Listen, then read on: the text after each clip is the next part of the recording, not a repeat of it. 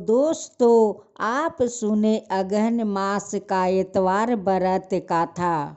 इसी कथा पर बूढ़ पुरनिया लोग बियाह शादी में गान करते हैं कि कार्तिक के मास कतिक छठ किया, अगहन को किया इतवार। अगहन महीना का शुक्ल पक्ष में जो पहला रविवार आ जाता है, उस रविवार का व्रत करना शुभ माना जाता है। अगर अगहनी धान का चिवड़ा से इतवार महाराज को भोग लगाया जाए तो वो सबसे ज़्यादा शुभ माना जाता है। 12 बजे के बाद में इतवार गोसाई का भोग लगाया जाए, वो भी सबसे ज़्यादा शुभ माना जाता है। उस चिवड़ा दूध मीठा को भोग लगाए, केले के पाता पर अग्रासन निकाले और अग्नि महाराज को नीउछ दे, 5 बार पानी अछरूंग करे, उन्हें अग्नि महाराज को ठंडा करे तो इतवार महाराज बहुत प्रसन्न होते हैं, सारे मनोकामनाएं पूर्ण कर देते हैं। जो अग्रासन केले के पाता पर निकाला जाता है, उस अग्रासन को अगर गौ माता को खिला दिया जाए तो वो सबसे ज़्यादा शुभ माना जाता है।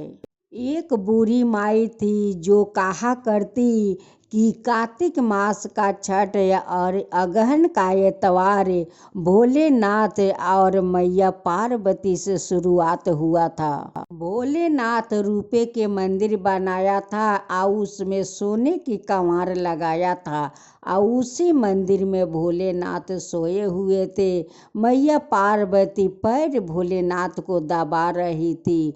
उसी समय एक कोना मंदिर का टूट कर गिर जाता है तो मैया पार्वती कहती है कि स्वामी, आप तो रुपये के मंदिर बनाए, सोने के केवाड़ लगाए, फिर भी तो आपका मंदिर टूट टूट कर गिर रहे हैं। भोलेनाथ कहते हैं कि पार्वती, तुम अपना नैहर चली जाओ, मैं जंगल में चली जाता हूँ।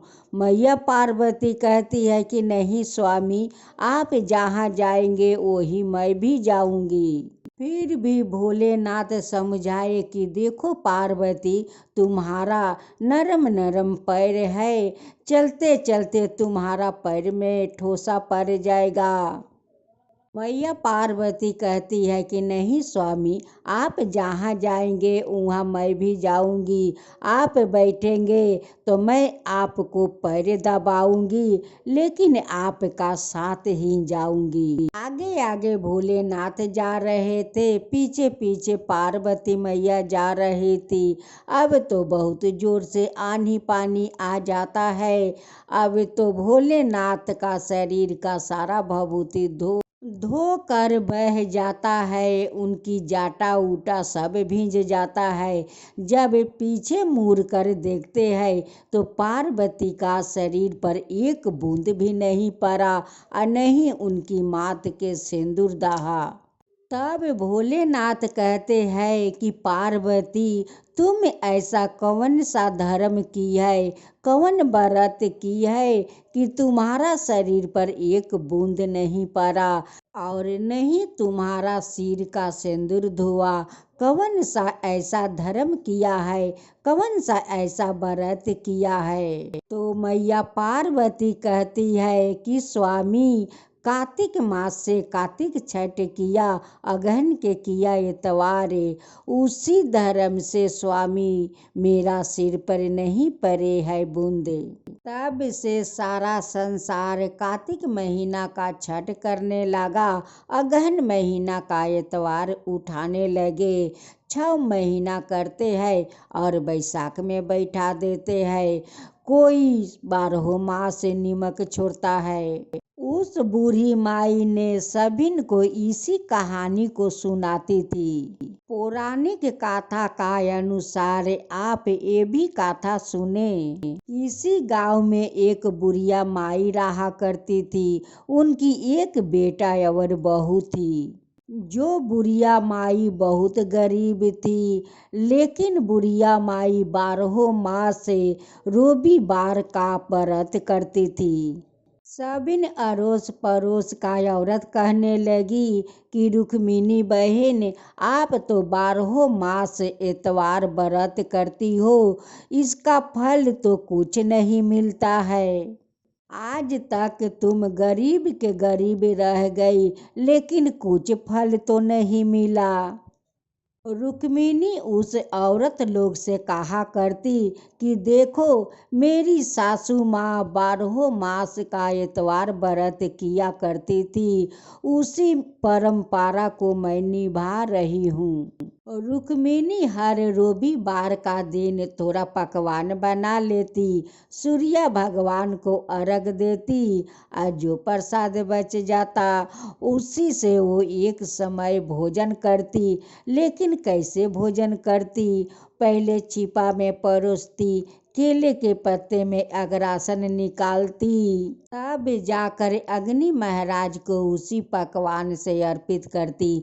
5 बार पानी अछरूम कर उस अग्नि महाराज को शांति करती। एक दिन उनकी बहू कहती है कि माँ, आप तो 12 मास एतवार को दिन आप पकवान बनाती है, सूर्य भगवान को अर्घ देती है, एतवार महाराज को भोग लगाती है, लेकिन आज तक आपका तो कुछ फल नहीं मिला माँ। रुक्मिणी तो अपना पड़ोसिन लोग का बात सुन सुन कर थक चुकी थी, फिर भी एक दिन उनकी बहू सुना दी। अब तो रुक्मिणी का बहुत दुख लग गया। वो घर छोड़कर एक जंगल में चली गई। उस जंगल में एक छोटा सा तालाब था, उस तालाब में थोड़ा सा पानी था। रुक्मिणी कुछ थोड़ा दूर जंगल काट कर साफा कर देती है और गोबर लिया कर या उसी तालाब से पानी लिया कर लीप देती है, सूर्य भगवान को जल अर्पित कर देती है। रुक्मिणी के पास तो कुछ भी नहीं था कि वो पकवान बनाकर सूरज भगवान को अर्घ दे सके, एतवार महाराज को भोग लगा सके। उस लिए सूर्य भगवान को जल का अर्घ दे देती और जाकर सो जाती। अब तो सूर्य भगवान ने उनकी श्रद्धा भक्ति देखकर एक दिन उनकी पास आते हैं। रात में उसी जंगल में महल बना देते हैं और बनाकर अंतर ध्यान हो जाते हैं। जब रुक्मिणी का सुबह के पहर आँख खुला तो वो अपना को महल में देखती है, कहती है कि इस महल रात भर में कैसे हो गया। ये लगता है कि सूर्य भगवान एतवार महाराज का चमत्कार है। एक दिन रुक्मिणी का बहू अपना पड़ोसिन के साथ उसी जंगल में आती है। उस जंगल में महल देखकर कहती है कि इस जंगल में महल कहाँ से आ गया।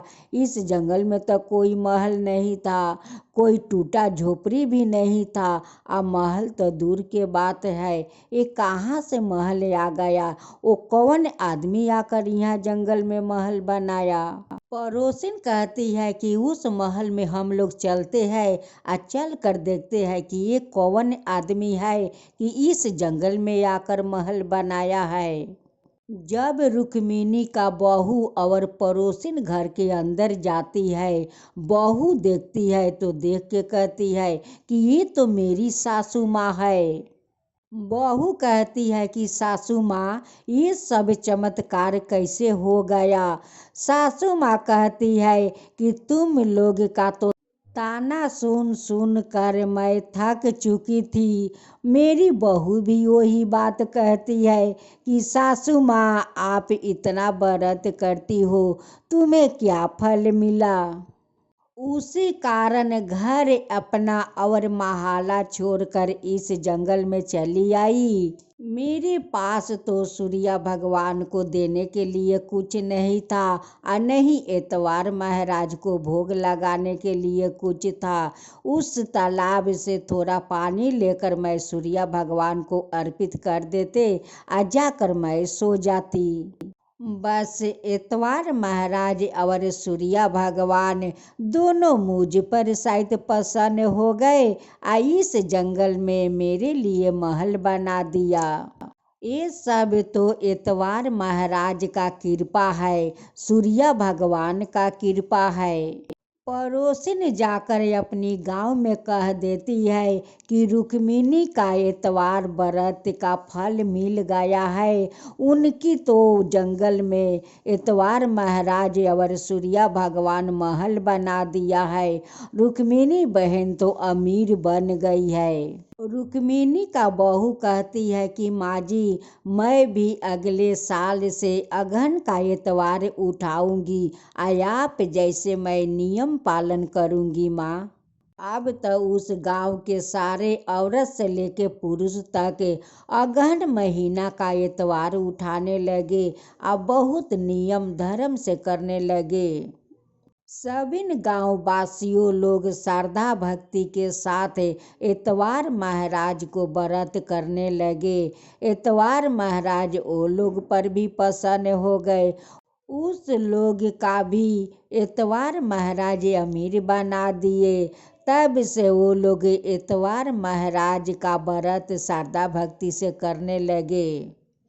हे इतवार महाराज, हे सूर्य भगवान, जैसे आप उस रुक्मिणी का जंगल में महल बना दिया, वैसे सबका बनाना। जो आपका कथा कहे, जो सुने, जो हुंकार भरे, उन सबका ऊपर कृपा करना और सबका वैसे ही महल बनाना। जो आपका कथा कहते हैं उन पर भी कृपा करना है इतवार महाराज। इतवार महाराज की जय हो, इतवार महाराज की जय हो, सूर्य भगवान की जय हो, सूर्य भगवान की जय हो।